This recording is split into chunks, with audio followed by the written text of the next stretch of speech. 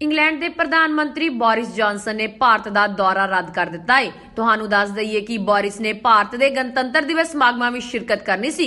ਉਹਨਾਂ ਨੂੰ ਭਾਰਤ ਨੇ ਮੁੱਖ ਮਹਿਮਾਨ ਵਜੋਂ ਸੱਦਾ ਦਿੱਤਾ ਸੀ। ਉਹਨਾਂ ਵੱਲੋਂ ਇਹ ਦੌਰਾ ਰੱਦ ਕੀਤੇ ਜਾਣ ਤੇ ਭਾਰਤੀ ਕਿਸਾਨ ਯੂਨੀਅਨ ਦੇ ਆਗੂ ਜਗਜੀਤ ਸਿੰਘ ਡੱਲੇਵਾਲ ਨੇ ਕਿਹਾ ਹੈ ਕਿ ਇੰਗਲੈਂਡ ਦੇ ਪ੍ਰਧਾਨ ਮੰਤਰੀ ਨੇ ਇਹ ਮਹਿਸੂਸ ਕਰ ਲਿਆ ਹੈ ਕਿ ਭਾਰਤ ਦੇ ਕਿਸਾਨ ਸੜਕਾਂ ਤੇ ਬੈਠੇ ਨੇ, ਇਸ ਲਈ ਉਹ ਭਾਰਤ ਨਹੀਂ ਆਉਣਗੇ। ਤੁਹਾਨੂੰ ਦੱਸ ਦਈਏ ਕਿ ਇਸ ਤੋਂ ਇਲਾਵਾ ਜਗਜੀਤ ਸਿੰਘ ਡੱਲੇਵਾਲ ਨੇ ਇਹ ਵੀ ਕਿਹਾ ਹੈ ਕਿ ਕੱਲ ਜੋ ਟਰੈਕਟਰ ਮਾਰਚ ਹੋਣ ਵਾਲਾ ਹੈ ਇਹ 26 जनवरी ਨੂੰ ਹੋਣ ਵਾਲੇ ਟਰੈਕਟਰ ਮਾਰਚ ਦੀ ਰਿਹਰਸਲ ਹੈ। ਉਹਨਾਂ ਨੇ ਕਿਹਾ ਹੈ ਕਿ ਸਾਨੂੰ ਅਨੁਸ਼ਾਸਨ ਦੇ ਵਿੱਚ ਰਹਿ ਕੇ ਇਸ ਮਾਰਚ ਵਿੱਚ ਭਾਗ ਲੈਣਾ ਚਾਹੀਦਾ ਹੈ। ਉਹਨਾਂ ਨੇ ਹੋਰ ਕੀ ਕਿਹਾ, ਤੁਸੀਂ ਵੀ सुनो। देखिए, उनका ये यहाँ का आने का दौरा जो उनका था वो कैंसिल करना, रद्द कर देना, ये एक मैं तो ये कहूँगा कि ये जो किसान आंदोलन चल रहा है, इस किसान आंदोलन के चलते भारत सरकार के मुंह पर एक तरह का तमाचा है। जो उन्होंने इनको इस तरीके से मैसेज दिया है कि अगर आप अपने देश के किसानों के लिए ये नहीं कर सकते, अगर आप अपने देश के संविधान को ऐसे तार तार करते हो तो उसी संविधान का दिन मनाने के समय हम यहाँ आए तो मुझे लग रहा है उन लोगों को ये महसूस हुआ कि ये हमारा वहाँ उनका यहाँ आना उन्हें गलत महसूस हुआ, इसलिए उन्होंने यहाँ आने का वो अपना प्रोग्राम कैंसिल किया है। और दूसरी जड़ी बड़ी बात है कि ये किसान आंदोलन की एक और जीत है कि जब देखिए कई ऐसे इस आंदोलन के चलते प्रतिकार मन नजर आए हैं, सामने आए हैं। अगर उनको ध्यान से देखेंगे तो ये केवल इस आंदोलन की ये कानून रद्द कराने पर वाली जीत पर बात नहीं अटकी हुई, बहुत कुछ जीत चुका है ये आंदोलन। सबसे बड़ी बात ये आंदोलन ये जीत चुका है कि जो देश में विदेशों में बहुत लंबे समय से जो इस देश में कई ताकतें इतना जोर लगाकर ये कर रही थी कि किसानों को या कहें सिख कम्युनिटी के लोगों को ये एक तरह का उनका चेहरा बदनाम किया गया था देश भर में और पूरे बाहर वर्ल्ड में कि ये तो क्रिमिनल लोग हैं, क्रिमिनल लोग बताने का प्रयास किया गया था। आज उन लोगों ने यहाँ पे आकर ये एक नई मिसाल फिर से कायम कर दी, वही रुतबा फिर से हासिल किया जो रुतबा कभी इन लोगों को 12 मिसलों ने अलग अलग तरीक़ों से लड़ाइयाँ लड़ते हुए जुल्म का मुकाबला करते समय जो रुतबा हासिल किया था वही रुतबा आज फिर इन लोगों ने मतलब हासिल किया है। ये एक बड़ी जीत है हमारे पंजाब के लोगों की और सिख, खास करके सिख कम्युनिटी के लोगों की। और इसके आगे एक बात और भी बहुत बड़ी सामने खड़ी है कि देखिए, देश की आज़ादी के समय, देश की आज़ादी के आंदोलन के समय पंजाब के लोगों ने, पंजाब केवल ये पंजाब नहीं जो पीछे रह चुका है पंजाब, वो पंजाब की बात मैं कर रहा हूँ जो उस समय का पंजाब था, आज का जो हरियाणा है वो भी उस समय मतलब हमारे साथ था, यूपी का कुछ भाग भी हमारे साथ था।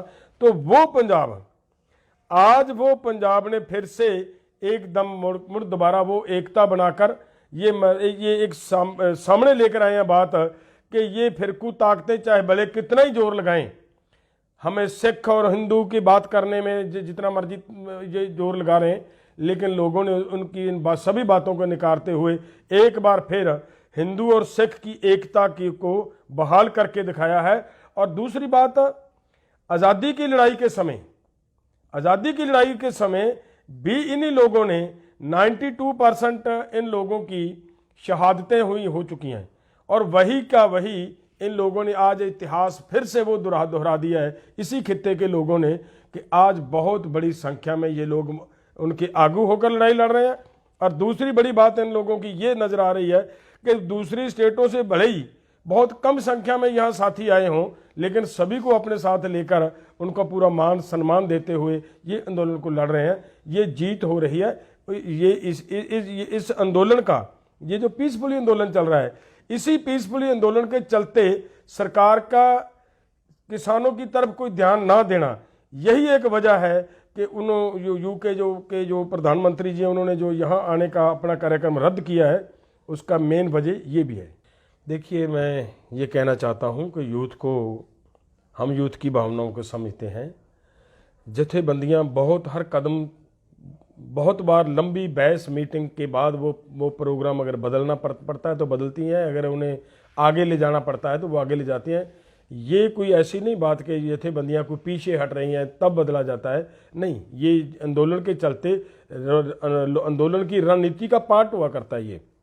और जो आज जथेबंदियों ने वहाँ पर बैठकर फैसला लिया है कि 7 तारीख को ये मार्च निकलेगा, और ये मैं एक क्लियर कर दूं कि जितने भी ट्रैक्टर यहाँ खड़े हैं, जिस भी मोर्चे पर खड़े हैं, कृपया सभी किसान भाइयों को हमारी निवेदन है, रिक्वेस्ट है कि यहाँ से कोई ट्रैक्टर मत निकालें, बाहर से ट्रैक्टर नहीं आए, वो ट्रैक्टर मार्च करें। अगर हम यहीं से निकाल कर ट्रैक्टर मार्च करेंगे ना, ये 2 तरह के मतलब गलत इंप्रेशन जाएंगे। एक तो ये होगा कि यहाँ पर जो आपके जो ट्रैक्टर खड़े हैं ये सब आपके एक बार घर बन चुके हैं, उन घरों को एक बार उखाड़ना पड़ेगा, फिर से वहाँ आकर दोबारा मतलब उनको वो जगह सेट नहीं हो पाएगी। एक तो ये प्रॉब्लम है। दूसरी बात, सरकार पर ऐसा मैसेज आएगा कि अब शायद पीछे से लोगों का आना रुक गया है, इसलिए ये इन लोगों को वही ट्रैक्टर निकाल कर ले जाने पड़ रहे हैं। इसलिए ये दोनों बातों को ध्यान में रखते हुए यहाँ के ट्रैक्टर यहीं रहने चाहिए और बाहर से और नए ट्रैक्टर आने चाहिए। एक तो इस बात को ध्यान में रखना है। दूसरी बात, टिकरी बॉर्डर से जो ट्रैक्टर निकलेंगे 11 बजे वो सिंगू बॉर्डर की ओर चलेंगे, और सिंगू बॉर्डर को जो ट्रैक्टर इस बॉर्डर से निकलेंगे वो टिकरी की ओर जाएंगे 11 बजे। दोनों का टाइम एक सेम होगा। रास्ते में जहाँ पर भी ये इकट्ठे होंगे वहाँ पर इनकी मिलनी होगी, वहाँ पर एक दो नेता वो अपनी बात रखेंगे, उसके बाद वहीं से सभी का अपने अपने ठिकानों पर मतलब चले जाएंगे। ये हमारा प्रोग्राम है। ऐसे ही हमारा गाजीपुर वाले पर भी रखा है, उन्होंने गाजीपुर से चलते हुए पलवल जाना है, और हो सकता मुझे पलवल वाले भी इधर को गाजीपुर की ओर आए। ये ऐसे ही एक मतलब कार्यक्रम चलेगा जिसको हमने लोगों ने एक तरह का, मैं फिर रिक्वेस्ट करता हूँ कि एक ये केवल ट्रैक्टर मार्च नहीं रहा, ये एक हमारी परेड की रिहर्सल है। ऐसा लगे बहुत बढ़िया तरीके से होना चाहिए। पूरी देश की मीडिया आपके ऊपर ध्यान में रखती होगी, और पूरा उसको हम डिसिप्लिन तरीके से बड़े बढ़िया तरीके से ऐसे पता चले कि ये ठीक है। एक स्पीड पर जाएं सभी ट्रैक्टर, एक लाइन पे जाएं सभी ट्रैक्टर, ऐसे लगे कि सच में कोई परेड कर रहे हैं। एक दूसरे को कटकर आगे से जाना, पीछे से निकल कर इधर से निकल कर उधर जाना, वो नहीं करना। सभी ने एक डिसिप्लिन तरीके से जाना है, बहुत बढ़िया तरीके से जाना है, और अपने अपने संगठनों के जो भी किसी के पास हैं, जिसके साथ भी कोई जुड़ा हुआ है, वो अपना झंडा लेकर अपने ट्रैक्टर पर बांधता हुआ वो इस मार्च में भाग लेगा। और ये एक तरह का रिहर्सल है हमारी 26 जनवरी का जो हमारा प्रोग्राम है उसकी रिहर्सल है। इसको पूरा ध्यान में रखते हुए शांतमय ढंग से ये करना है, ताकि किसी का कोई रास्ते में कोई एक्सीडेंट वगैरह, कोई दुर्घटना के साथ किसी का कोई नुकसान भी ना हो पाए, और हमारा वो सफलतापूर्वक ये सिरे भी चढ़ जाए। सबसे पहली बात तो मैं ये कहना चाहता हूँ आपको कि प्रोग्राम दिए जा चुके हैं जो पहले से, कि सर छोटू राम का दिन मनाया जाएगा 9 जनवरी को, और 13 जनवरी को लोहड़ी का त्यौहार है जो आया। उस त्यौहार को किसान यहीं पर मनाएंगे, और यहीं पर वो उस त्यौहार के मनाते हुए एक तरह का प्रोटेस्ट करेंगे सरकार के खिलाफ, कि वो उसी लोहड़ी पे ये कानून की कापियां साड़ी जाएंगी, ताकि इसका दिन मनाने के साथ साथ, त्यौहार मनाने के साथ साथ सरकार के पास एक मैसेज भी जाए कि किसानों ने वहाँ पर लोहड़ी को इस तरीके से मनाया कि साथ में सरकार का विरोध भी हुआ है। ये प्रोग्राम रखा हुआ है। आगे की एक बात और बहुत बड़ी लंबी है जो कार्यक्रम रखा गया है, वो 6 जनवरी से लेकर 20 जनवरी तक पूरे देश में जागरण का काम किया जाए। किसान जागरण मार्च किया जाएगा। वो अलग अलग जगहों पे रैलियां होंगी, बड़ी बड़ी रैलियां होंगी, धरने प्रदर्शन होंगे, और उनमें जाकर कुछ स्टेटों में हमारे यहाँ के इस मोर्चे से किसान नेता, मुझे बाहर से जैसे उड़ीसा से इनविटेशन आई है, बाहर कर्नाटका वाले हमारे भाई साहबान जो वहाँ पे बैठे उन्होंने भी इनविटेशन दी है कि हमारे यहाँ आइए, यहाँ से हम सेलेक्ट करेंगे, कुछ आगुओं की जिम्मेदारियाँ लगाएंगे, वो वहाँ पे जाएं, वहाँ पे जाकर उन किसानों के साथ बातचीत करें, उनकी बैठकें हों, ताकि वो भी आंदोलन वहाँ से भी और तेज किया जा सके। ये सारे का सारा कार्यक्रम रखा गया है, वो आगे चलता रहेगा। हाँ देखिए, ये आज की बैठक में हम शामिल नहीं हो पाए। ये हमारा प्रोग्राम तय है कि सभी साथियों के साथ ये प्रपोजल रखते हुए, ये एजेंडा लगाते हुए, ये ज़रूरत है ये एजेंडा केवल एजेंडा नहीं है, ये एक बहुत बड़ी ज़रूरत है, क्योंकि 26 जनवरी को हमने बहुत भारी संख्या में किसानों को लेकर वहाँ जाना है। तो उस समय हमारे पास वॉलंटियर्स का होना बहुत ज़रूरी है। इसके लिए हमारा प्रयास है कि कल को ही ये एजेंडा पास होगा और कल से ही हम एक रजिस्ट्रेशन शुरू करेंगे कि कम से कम 5 से 6-7 हज़ार तक हमारे वॉलंटियर हमारे पास हों। जो अगर हमारे पास वॉलंटियरों की संख्या और भी बढ़ाने की ज़रूरत पड़ेगी तो और भी बढ़ाएंगे, ताकि किसी भी जगह पे किसी तरह का कोई भी अप्रिय घटना ना घट सके। कोई हमारे आंदोलन में कोई शरारती आंसर, कोई शरारती तत्व आकर इस आंदोलन को डिस्टर्ब ना कर पाए, इसको ध्यान में रखते हुए हमने ये प्रोग्राम बनाया है कि हमारे खुद के वॉलंटियर हमारे साथ जाएंगे और बड़ा शांतमय पूर्वक ढंग से ये हमारा पूरा का पूरा मतलब ये 26 जनवरी का जो प्रोग्राम है उसे सफलता पूर्वक सफल करेंगे हम। हमारा ये प्रोग्राम है कि मैं इस मामले पे मतलब बड़ा क्लियर बताता हूँ आपको कि आपको निराश होने की ज़रूरत नहीं है। जिस तरीके से ये आंदोलन चल रहा है, यहाँ पे मैं आज एक वीडियो देख रहा था, एक ब्रिगेडियर यहाँ पे हमारे इस आंदोलन में आज भाग लेने के लिए आया भाई साहब। उन्होंने ये एक बात बोली है कि वो ब्रिगेडियर वो है जिसने अजमल कसाब को इंटेरोगेट किया और उससे वो सब कुछ मतलब निकलवाया जो पाकिस्तान से यहाँ करने के लिए आया था। उसने जो बात सबसे बड़ी कही है वो देखने वाली बात, उसने कहा कि ऐसा आंदोलन और इतना लंबा आंदोलन और इतना शांतिपूर्वक आंदोलन आज तक मैंने देखा नहीं। हमारी भी आंखें खुल गई हैं कि ये ऐसा भी आंदोलन होता है। तो ये केवल एक ब्रिगेडियर की आंखें नहीं खुली, ये पूरे वर्ल्ड की आंखें खुल चुकी हैं। और इस आंदोलन का जिस तरीके से हम आंदोलन लड़ रहे हैं, अगर इसी तरीके से हम आंदोलन लड़ते जाएंगे, मैं वायदे से बात करता हूं, आपसे वायदा करता हूं कि दोस्तों हर हाल में जीतेंगे, जीत हमारे कदम चूमेगी, हर हाल में जीतेंगे। लेकिन ये बहुत ज़रूरी है कि इस चीज़ को ध्यान में लाएं कि हम जो इस अब तक हुआ है, क्या हो चुका है, उसको ध्यान में लेके देखेंगे, तब आपको पता चलेगा कि आपके आंदोलन का कितना प्रेशर है, कितना दबाव है। पंजाब में बड़ी संख्या में बीजेपी के नेता बीजेपी को छोड़कर पीछे हट गए। ऐसे ही अपना हरियाणा का नेता छोड़ गया। आपको पता है कि बीजेपी के नेता ने इनका साथ छोड़ दिया। ऐसे ही आपको मैं ये और भी बता दूं कि आप ध्यान से देखें तो आपको पता चलेगा मध्य प्रदेश में भी ऐसी घटनाएं घट रही हैं। और दूसरी बड़ी बात कि पिछले दिनों केरल सरकार ने एक एजेंडा लेकर आई है इन कानूनों के खिलाफ। वहीं पर बीजेपी का एक एमएलए बैठा है, इसका विरोध नहीं किया, इसके पक्ष में वोट डाली है उसने भी। ये आपकी जीत है भाइयों, शांतमय आंदोलन की जीत है। सरकार इस आंदोलन को बदनाम करने पे तुली हुई है, कृपया इसे बदनाम मत होने दीजिए।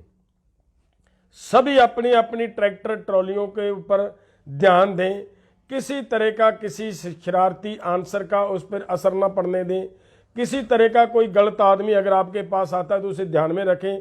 हर इतनी बड़ी संख्या में जब आप आ चुके हो यहाँ पे, हर आदमी को ध्यान रखना पड़ेगा कि मेरे साथ का जो आदमी है, क्या मैं इसे जानता हूँ, ये अच्छा है या बुरा है, उसका ध्यान करना पड़ेगा। अगर ऐसे चलोगे तो जीत अवश्य होगी दोस्तों। शांतमय आंदोलन चल रहा है, बहुत बड़ा प्रभाव पड़ रहा है सरकार के ऊपर। आज आपको पता चला होगा, कल की जो आपने बैठक की बात की है, उस बैठक में से निकल कर आई जो आपने बात कही कि क्या सरकार ऐसे ही बैठकें करती रहेगी, क्या किसानों को कुछ मिलेगा नहीं। इस बात को ध्यान से देखें।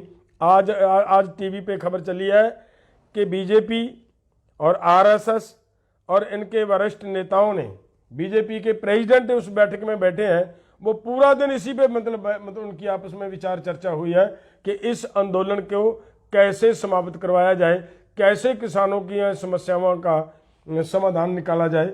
वो उस पर सभी का आप सबका ये प्रेशर है। दूसरी बात एक और आपने शायद ध्यान से, आपके पास नहीं बात आई होगी, सर्दरुक्त का जो इन्होंने पार्लियामेंट का इजलास बुलाना था, वो उससे भागी है सरकार।